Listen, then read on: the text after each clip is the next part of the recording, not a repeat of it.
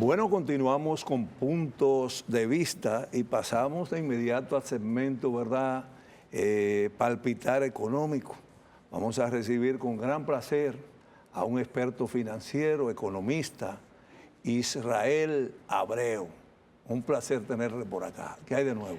Un privilegio definitivamente compartir con usted y compartir con la audiencia de puntos de vista. ¿Cómo va la economía del país, Israel? Sin exageraciones, usted es un tipo, perdóneme lo de tipo, para decirlo así, como, como aquello de tigre a tigre, de ¿no? tigre a tigre, sí. Muy Pero equilibrado. el tigre era Pacheco, para que usted esté claro.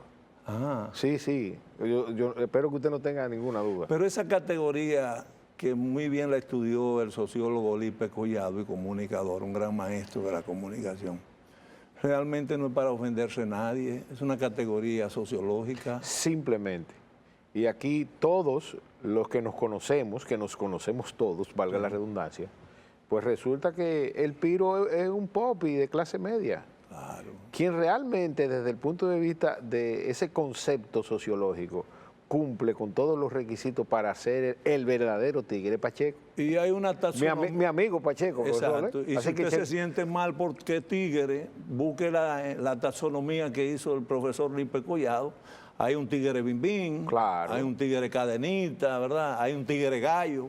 Porque en un país donde también hay leones, es posible que hayan tigres y águilas. Entonces, yo creo que Pacheco, ¿verdad? Vamos a remitirlo a que busque ese libro. No debe ofenderse. Se llama el tigre dominicano, así pura y sencillamente. El tigre dominicano, él cumple con todos los requisitos de ese concepto que expresó Lipe Collado en su libro. Israel, vuelvo de nuevo, la dinámica económica dominicana, ¿cómo va? Mire algo, quiero distanciar lo que es la economía nacional, que fue a lo que usted se refirió, ¿verdad? De lo que son las finanzas públicas. Y otra, la economía del cheleo, del hombre de a pie. Como dice Hipólito Mejía, el boroneo. El boroneo. Muy bien, la microeconomía. Bueno, pues resulta que la economía dominicana es una economía sumamente resiliente. El dominicano trabaja, produce, gasta, ahorra o invierte.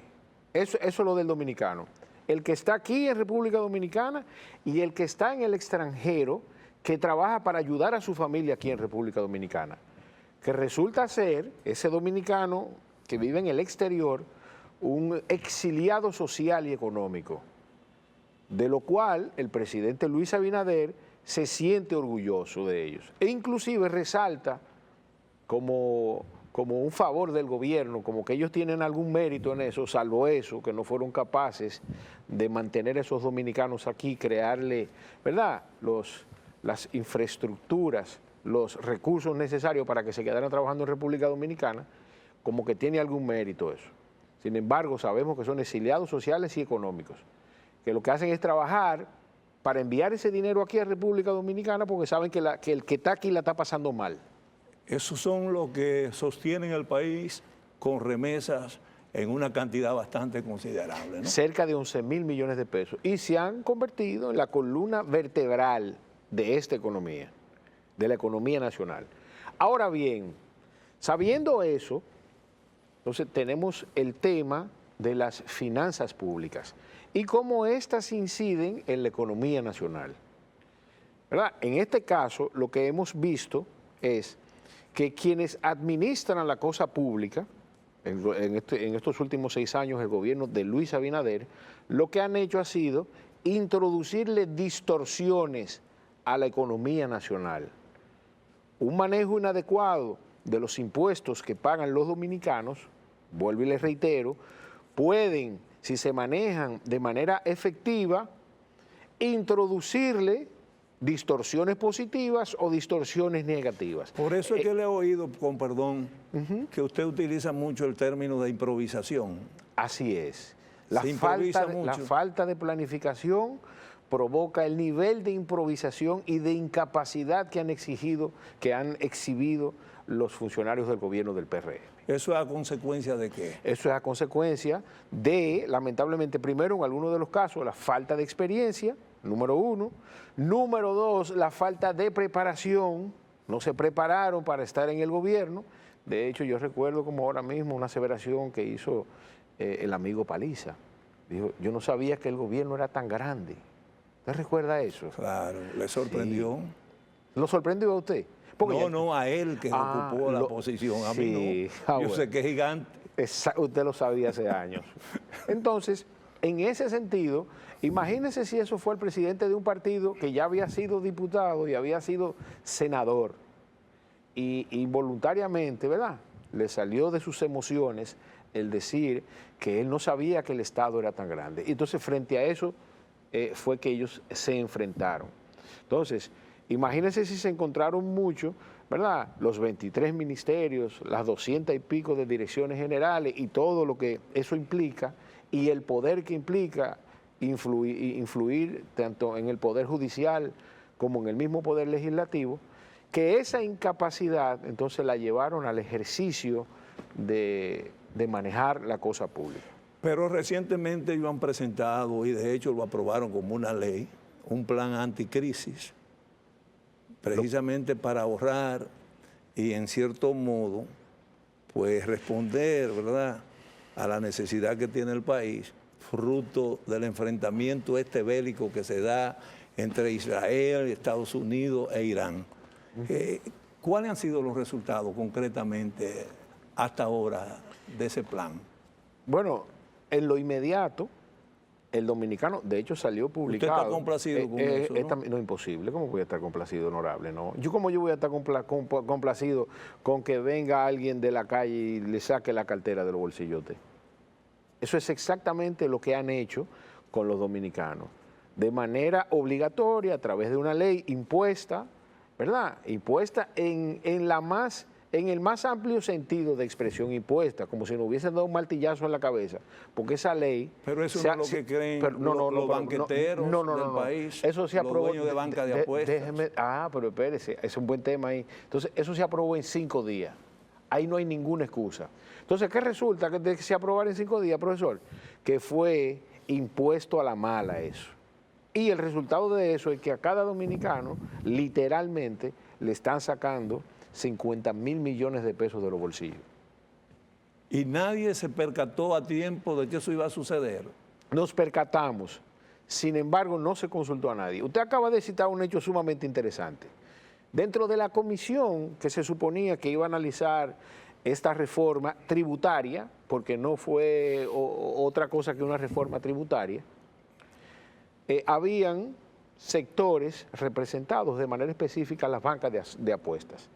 Esa reforma llevaba consigo un impuesto especial a las bancas establecidas en Santo Domingo y en Santiago, 500.000 pesos por banca, y 300.000 a las demás ciudades. Además de que se iba a cobrar 18.000 pesos por las máquinas tragamonedas. ¿Qué pasó ahí entonces?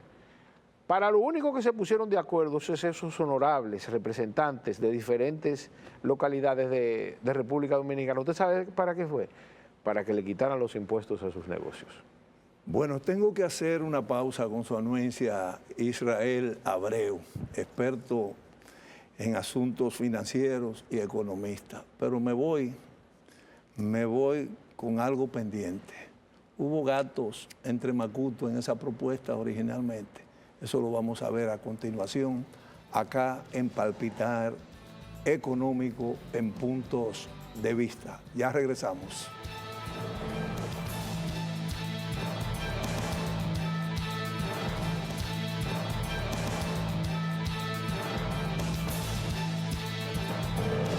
Continuamos este diálogo interesante en Palpitar Económico, aquí en Puntos de Vista, ¿verdad?, con el economista y experto financiero Israel Abreu. Repito la inquietud, señor invitado. ¿Hubo gatos entre macutos? La verdad es que eso fue un gato en un macuto. Eso lo llevaron al Congreso. Eso fue un solo gato que llevaron un solo macuto al Congreso de la República Israel, Dominicana. no es que ustedes los economistas, y perdónenme que le interrumpa, sí, le sienten algún tipo de temor cada vez que se habla de reforma fiscal, de reforma tributaria, a sabienda de que el Estado dominicano y los gobiernos dominicanos tradicionalmente tienen deficiencias económicas? Mire, si bien es cierto que las reformas son necesarias, Lo que no es necesario es engañar a la gente, ¿verdad? Con esgrimir falsos argumentos. Es el caso de esta reforma. A nosotros nos engañaron bajo la premisa de que íbamos a enfrentar la crisis que estábamos viviendo, cuando ya todos sabemos que no es así. En el mismo instante en que el mismo gobierno reconoció que el flexibilizar nuevamente el precio de los combustibles se iba a realizar, pues es una forma de reconocer que ya no había tal crisis. Y de hecho también la capacidad de recibir información que tiene el ciudadano y a la velocidad que la recibe, ¿verdad?, se traduce en que cada quien desde sus casas hizo el análisis de a cómo estaba el combustible en el 2024, el petróleo específicamente, a cómo estaba la prima cambiaria, eso mismo en el 2025 a la misma fecha y eso mismo en el 2026. Y resultaba contrastante la diferencia de precio entre los 3 años, que estamos pagando alrededor de entre 50 y 60 pesos de sobreprecio, con las mismas condiciones económicas de esos años atrás. Entonces, el temor de los economistas realmente es que con falsos argumentos vengan a querer grabar a la gente. Como le dije, quizás creo que fue fuera del escenario, le dije, todas las reformas de carácter fiscal son inflacionarias. Y a todo esto, usted no me ha preguntado si teníamos otra alternativa. Teníamos muchas, otra. Claro que sí teníamos y tenemos muchas otras alternativas. La primera, que me encanta esbozarla, son los gastos tributarios, que de hecho los empresarios de República Dominicana estaban dispuestos a renunciar al 50% inicialmente de esas exenciones fiscales. Estaban dispuestos, ¿usted sabe cuánto es? Eso es el 5% del PIB.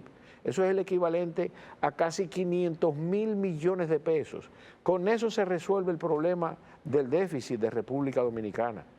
Y yo quiero que usted me diga... ¿Y por qué no se hizo realmente, por qué no se materializó realmente esa propuesta suya o esa alternativa? Por intereses espurios, honorable. No es verdad que aquí sectores específicos de la economía nacional y de la economía internacional necesitan exenciones fiscales para los combustibles, como el sector minero, como el sector del acero, como el sector del vidrio, la industria textil, excluyendo zona franca, la industria del cuero. Usted sabe que usted paga la gasolina 350 y una cantidad de empresarios, ¿verdad?, que no los critico, soy pro empresario. Yo me considero una mezcla entre keynesianismo y la escuela austriaca. Entonces, cuando establezco esto, lo que quiero decir es que usted y yo la estamos pagando 350 la gasolina y mucha gente la está pagando 350. Y aquí hay sectores específicos, ¿verdad?, que están ordeñando al ciudadano a través de esas exenciones fiscales. Solamente es el gasto tributario. Si se reduce en un 50%, no hay déficit y no hubiese necesidad de hacer reforma de carácter tributario como la que se hizo. A propósito de precios de los combustibles, mire, se pensaba que la guerra, el enfrentamiento bélico entre Israel, Estados Unidos ante Irán, iba a tener un fin inmediato, iba a concluir en corto tiempo. Y todo parece indicar que esto va para largo, ¿no? Después que se tenía un preacuerdo, ya se están bombardeando nuevamente. Y entonces esas consecuencias económicas, ¿cuáles serán en lo inmediato también acá en República Dominicana? Yo, en alguna de mis intervenciones... ¿Se ha planificado eso durante todo? ¿Qué se va a planificar, por favor? No. Estos muchachos no están en capacidad de eso. Pero usted no está subestimando al equipo económico del gobierno. Lo que pasa es que esa misma crítica yo la hacía en el 2001, en el 2021, por ejemplo.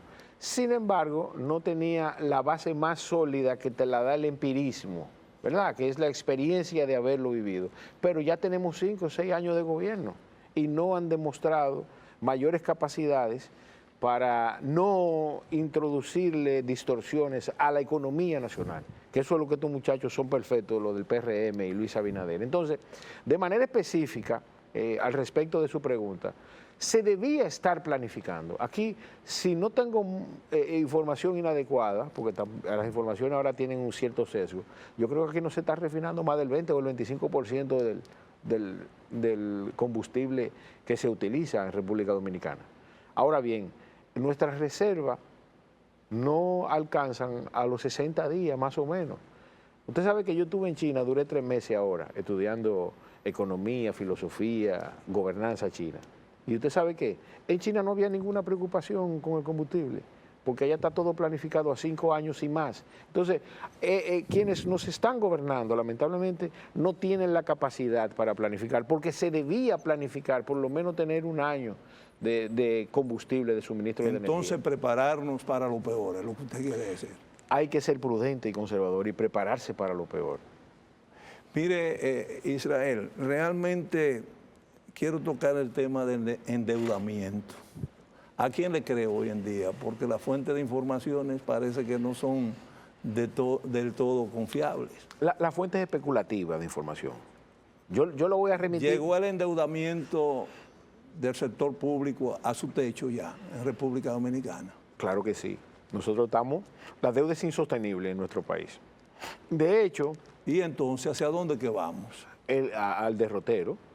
Si nosotros seguimos tomando malas decisiones al respecto de quién va a administrar la cosa pública, nosotros vamos a terminar en el derrotero. ¿Y usted no teme que eso tendrá una consecuencia social y política que probablemente no haya controles? Claro que sí. Eso puede llevar al ciudadano y a la sociedad en su conjunto a una desestabilización social y política, lujo que no nos podemos dar. Ahora, real y efectivamente, la deuda es insostenible. Es el gasto más importante después del gasto de la educación. Es el más importante, que si le sumamos la proporción de capital que se le debe amortizar todos los años, es real y efectivamente el más importante. Aunque no lo quieran reconocer, ¿verdad? Verbalmente, los documentos así lo establecen. La reforma tributaria que recién aprobaron y que están implementando tiene como excusa la insostenibilidad de la deuda, número 1. Y número 2, esa es la realidad. Yo quiero que usted y todo el que me está viendo se remita al estado de recaudación e inversión de la renta, que parece que el presidente ni sabe lo que es. Porque ese documento retrata cuál ha sido la evolución de la deuda en los últimos 5 años. Al 30 de agosto, 5 años y 6 meses, al 30 de junio, perdón, 5 años y 6 meses. Ahí usted va a ver cuánto recibió Luis Abinader de deuda y cada 6 meses cómo iba evolucionando la deuda. Y el resultado de eso es que si bien es cierto que había una deuda vencida, producto de todos los gobiernos, inclusive habían deuda de Hipólito Mejía y de 20 años, no menos cierto es que ha sido el gobierno de Luis Abinader quien más dinero ha tomado prestado en menos tiempo. Entonces, frente a todas estas distorsiones que usted ha aludido, ¿se justifica el asunto de los cacerolazos? Pero claro que sí, profesor. Nosotros, de hecho, esta reforma de carácter tributario... ¿Y no será porque eso se está dejando para que los protagonistas sean los llamados miembros de la sociedad civil y la oposición? ¿Qué hace? Usted que forma parte de... brevemente. Olvídese de la última constitución, y no me refiero a la constitución de la República, la última constitución de esa mal llamada sociedad civil, número 1. Y realmente los cacerolacitos, como dijo el tigre de Pacheco, mi amigo, mi gran hermano, el tigre de Pacheco. Pacheco, eso, tú sabes que eso no es malo. Léete el libro, tú eres un tigre. Es una expresión de tigraje. Sí, sí. Entonces, Pacheco, oiga bien lo que le voy a decir. Entonces, eso es una expresión social de disconformidad. No estamos conformes con la gestión pública que se ha hecho. Entonces, esta última reforma tributaria pareciera que para eso sí ellos se sentaron. ¿Para qué? Para a la clase media llevarla a la pobreza y a lo pobre hundirlo en la pobreza. 10 segundos, por favor, y perdónenme el abuso, porque lo reconozco como un abuso, ¿verdad? Encasillarlo. En realidad, ¿cuál debe ser el papel de la oposición hoy en día? ¿Usted está conforme cómo se están manejando los oposicionistas del gobierno? ¿O es que quieren legitimar una continuidad? No estoy de acuerdo con ese último punto de legitimizar continuidad. No estoy para nada de acuerdo. ¿Por qué? Porque eso nos afecta a todos de manera directa. Eso no es algo que usted puede decir de manera específica. Mira, esto es solamente para afectar a un grupo de la sociedad. Usted la está pagando a 350, a menos que el gobierno le mande su tiquecito y usted solamente esté pensando en usted, profesor. O en el supermercado usted tiene un descuento especial. Entonces, no, usted no lo tiene. Entonces, ese solo hecho, la afectación personal, te lleva a ti a que de manera general haya una queja colectiva.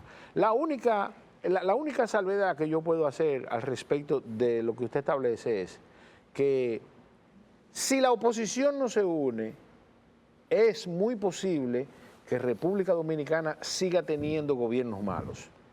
Eso sí. O sea que usted está de acuerdo con aquellos que señalamos de que de no haber unidad, aquellos que se opongan a la unidad brevemente, se van a quedar enganchados en el último tornillo del último vagón de la historia dominicana. Así es, y es muy posible que la sociedad dominicana no se lo perdone. Bueno, muchísimas gracias a Israel Abreu, economista, experto financiero, por estar con nosotros. La verdad que ha sido un honor, un placer conversar con usted. El privilegio es mío. Muchas gracias. Mis amigos, mis amigas de Puntos de Vista, nos encontramos el próximo domingo, si Dios quiere, acá en Color Visión.